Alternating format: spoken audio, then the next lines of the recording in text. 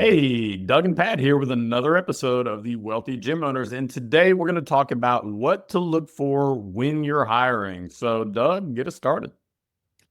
All right. So I would say let's first get clear on what our hiring process is, and then we can figure out what we're looking for. So at a real high level, I think your hiring can be very simplified into 4 steps. Number one is you got to create the offer, right? Just like in marketing, there has to be an offer. So, and I'm not talking like the financial, here's your contract, here's your employment offer. I'm talking, why should I want to work for you, right? Just like we might write a page about joining our gym and why a client should join the gym and what the benefits are of joining the gym and the results they're going to get, yada. We want to have a strong offer for our job posting. So that would be certainly step number one. And then just like in the clients, that's going to generate hopefully some hand raises that say, hey, I'm interested, whether that's because you posted it on Indeed or you sent it out to your email list or whatever it may be. They read that offer and they raised their hand. Once you get your hand raises, my second step would be to do a phone interview. I'm a big fan of a phone interview, and this is where we can answer some of that. What do you look for when you're hiring? Little details with the phone interview that I think make a big difference. And we have to be empathetic and understand that, or be realistic and understand that, at least right now, and this obviously shifts throughout years, but right now we are very much, at least in my opinion, in an employee type market where the employees have lots of opportunities should they choose to go somewhere else.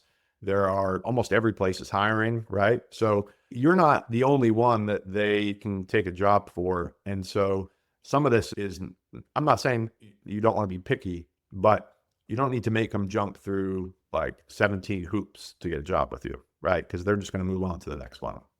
But during that phone interview, things that I personally look for would be, first of all, I always ask them to call me during the phone interview, not call them, because I think that's a great sign of organization. So if your interview was at 10:30 in the morning, do they call you at 10:30 or do they call you at 10:35, right? It's preparedness, and being on time is a big part of our business. And so if they can't be on time for a phone interview, it's probably a red flag. Other things that I'm looking for in that phone interview is, what's the energy? Can I kind of feel that smile through the phone? Because this business, I have a note here that says smile over skills, and it's the whole hire the smile, right? Like we focus a lot in this industry around the skills and the certifications. And to be frank, I really don't care about that stuff. Like it's like the least of my concern when I'm hiring somebody, because I know that's all teachable stuff, right? If I can find the right person that has the right personality and has the right charisma, has the right energy on the phone, and I want to be interested to meet this person, those are some of the things that I'm looking for over the phone. In regards to the other things would be, once that phone interview is done, I'm going to get them to show in person, right? That's that third step. And in person, again, same thing. I'm looking for timeliness, and I'm looking for that energy. I'm looking for them to ask good questions, not just let me talk, but make sure that they ask good questions themselves. And then the final thing would be, of course, the fourth step would be the offer. So that, from a process standpoint, I've got some other notes here that I'll go through in a minute, but from a process standpoint, it's offer, phone interview, in person, and then the actual, hey, here's a job. How long do your phone interviews typically take? 10 to 20 minutes. Yep. Yeah. Some of this is like, I think back when I first learned from others, and like, I'm talking time frame, let's just say broadly a decade ago, when I first started hiring employees, I remember it was all about like, make them jump through a ton of hoops, right? Like the more hoops you can make them jump through, the better, because they're going to be quote qualified. And I think given the marketplace back then, and if I recall, it was like much more attractive, I think, to work in a gym, and there weren't as many training gyms around. So if they did want to not work in a health club, like you might have been the only option. Nowadays, like there's plenty of options for them. And so I'm not saying I want to like cheap out, but I don't want to waste your time. Like 10, 20 minutes, get to know you, good personality. I'm like very much similar to dating. Like I'm interested in the next step. If your gut tells you like this person does not sound fun, this person does not give off any energy, then go to the next one.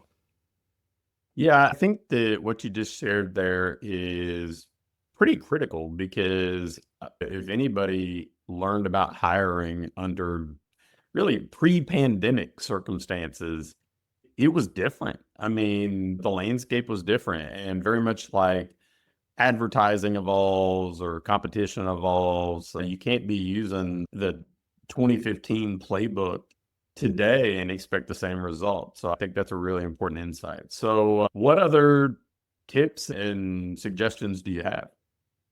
So I'm a big fan with your people. Most of us, this is a stereotype, but in my experience, it's largely true, is most gym owners have a sports background, right? They played sports in school, are generally fans of that environment.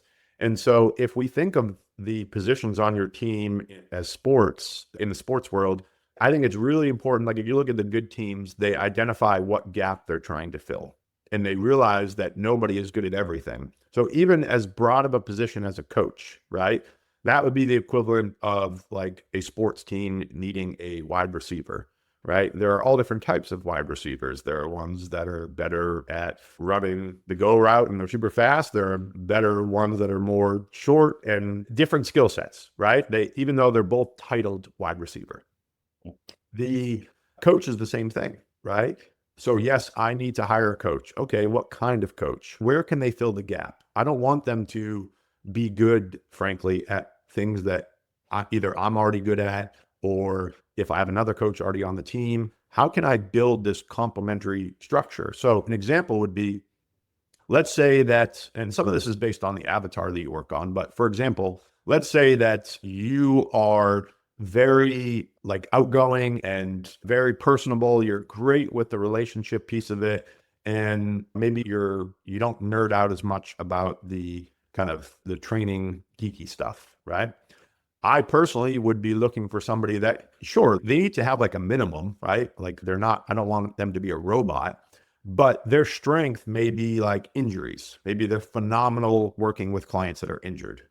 Or maybe they have a special interest in nutrition and that's kind of their jam. And you've always wanted to build out a nutrition arm to your business. Like, what is the gap across your team? What is the weakness across your team? Even if it's just you, think about like, okay, what am I good at that I can continue to do?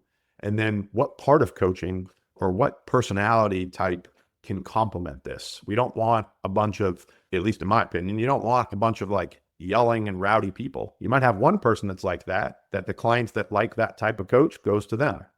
And then you might have that coach that's really good with injuries, so they can work with the injured clients. So just like a sports team does, they don't try to build everybody to be the same. Get really clear on, okay, I know I need a coach, but what kind of coach do I need? What is the gap I'm trying to fill?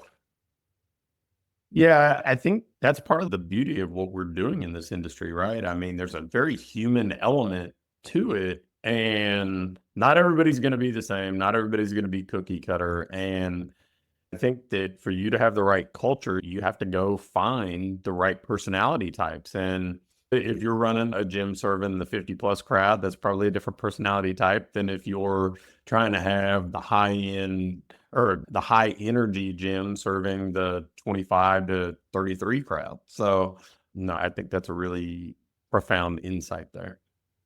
Yeah, another thing I would maybe marinate on is something else that I think is shift in this industry. And again, it could be our ecosystem. I try to be aware of that as well, but I do think it has spread really outside of the health club, aside from the health club world, is I don't think it's the employee's job to grow a business. And I think as owners in this industry, for some reason, when I first got into it, like trainers were expected to bring in leads, trainers were expected to get referrals, trainers were expected to build their own book of business. And although that is still a proven model in most commonly, say, the one-on-one world, like the private one-on-one world, for like what I would consider to be community-based gyms, like your small groups, your semi-private, your large groups, where you're trying to really build a community, not just this one-on-one relationship. I think it's really sometimes unfair is maybe the word I would use, to have an employee have the responsibility to grow the business. Like, that's awesome if they want to help you with it, right? And you can give them strategies like we would always role play with our coaches, how to ask for referrals, right? But we are the ones kind of, as the owner, leading that charge. We are the ones that are helping them and guiding them in that script. And then, sure, they have to execute on it. So they have to serve the business, right? Like, they're getting a paycheck. They need to do a job. They need to serve the business, service the clients, execute the playbook, run the plays. But I think there's a shift that's maybe happened or happening in that it's, I think, a bit unfair for an employee to be expected to grow the business because, frankly, they're not getting the upside that you would get if the business did grow. And so I think to tie that back to hiring, it's a reminder that I think we may be pushing some people away, not all people, but some applicants away if we're telling them in the interview process that they have this responsibility and, frankly, this stress of needing to grow the business. Well, I believe, having dealt with business owners for 20 years at this point, I believe that really was paramount, largely because the people who own the gym didn't really want to be in like a business person, right? They just happened to want to train, but they took the ownership role because they didn't like working for somebody else. And so they just wanted to pass off the responsibilities for the things that they didn't enjoy. Now, ideally, if you're watching or listening in to wealthy gym owners, it's because you want to be an owner. You want to build a gym, create wealth, hopefully have an impact, and create a great environment for people to work too. But realistically, if you go to Chick-fil-A, the person working the drive-through isn't responsible for doing their marketing, right? But they certainly are responsible for creating an environment that helps you want to come back and helps you maybe even have a good enough experience that you want to spread the word about it. And I think that's largely what we can ask of employees at this point if we're talking about coaches, right? Now, that's different if you're hiring a general manager. That's different if you're a bigger operation, you're hiring a director of marketing. But if we're talking about coaches, I would say anything beyond facilitating some referrals probably goes past what is realistic to expect of them. And not only, I mean, I know you talked about fair, but just not effective, right? Like, it's not setting your business up to succeed by asking somebody to do something that, frankly, they're not going to thrive in. And if they were going to thrive in this, they'd probably be your competition, not your employee. Yeah, great point. My final note here is, this sounds so silly that I had to put this down, but I've made this mistake, so I figured I'd share it. And it's like hiring 101, but let's make sure that we take the time. Let's say we have our person, we think we want to offer the job to them. Take the time to call their references. That is know that some references are okay. Yeah, I know they're going to say something good, but I think I can think of two distinct examples where once we called the references, they said some things that were nice about them, but then they also said some things, if you ask the right questions, as far as, again, go back to one of the first points I made, which is, I'm not asking them about their skills. I'm asking them about, were they on time? How was their personality with other team members? Did they jive well with the team? Those kind of questions with references, as opposed to like, what do they do? Like, what kind of work did they do for you as far as skills? That's not what I'm trying to get out of it. But I think you'd be surprised. I know I was, when we called a couple of references and they weren't that glowing. We could just tell they were like, yeah, they were all right. And we don't want all right if we're going to be pouring this much into a person. So just a final note, make sure we call those references. Well, hopefully, as a listener of this podcast, you're in a position where you are hiring, you are scaling beyond yourself. So, I mean, I think this type of talk is something that, frankly, we need to have more of, because it's just something that, for you to get to where you want to be as a wealthy gym owner, this is almost a non-negotiable. So take these tips seriously, kind of go through that 4-step hiring process. Think about the things that kind of came up towards the end about calling references, about what we can actually expect of somebody and set them up to succeed with. And you're going to be more successful as an owner. You're going to be able to execute on your vision and build the type of business you want. So that's another episode of the Wealthy Gen Owners with everything you need to know about hiring. Signing off.